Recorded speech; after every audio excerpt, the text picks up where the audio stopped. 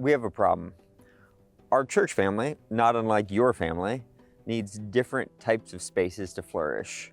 If your home didn't have a place for you to all gather to eat or be together, over time that would misshape your family life. The same is true with our church family. We need spaces to gather for worship and teaching, and spaces for belonging and connection. But if you've ever noticed, our church building is almost entirely dedicated towards worship and teaching. It's literally a sanctuary surrounded by classrooms. We have no spaces for belonging, none.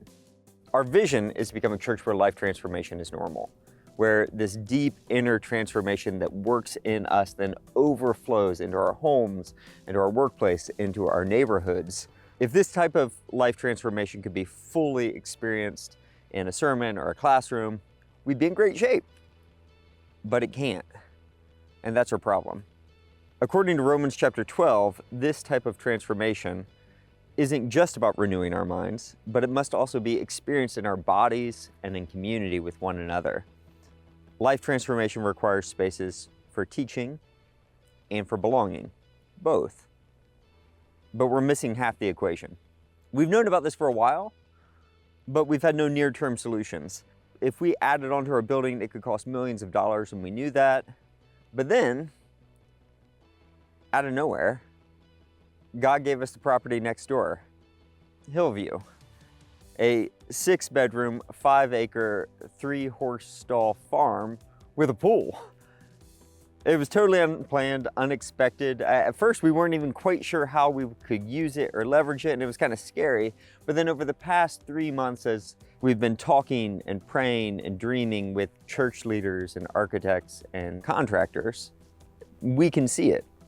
It's like this whole time God knew what we needed, and He gave it to us before we even knew to ask. That if we want a place to experience Romans chapter 12, to take off the mask, to share our lives with one another over dinner or late into the night by our fireplace, if we want a place where we can sit in awe of God's good creation, a Sabbath house where we can experience real rest, if we want a place to invite our friends to taste and see that the Lord is good, Hillview is an almost ideal space. It's the gift that we didn't know to ask for.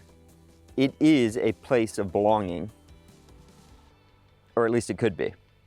It needs some work.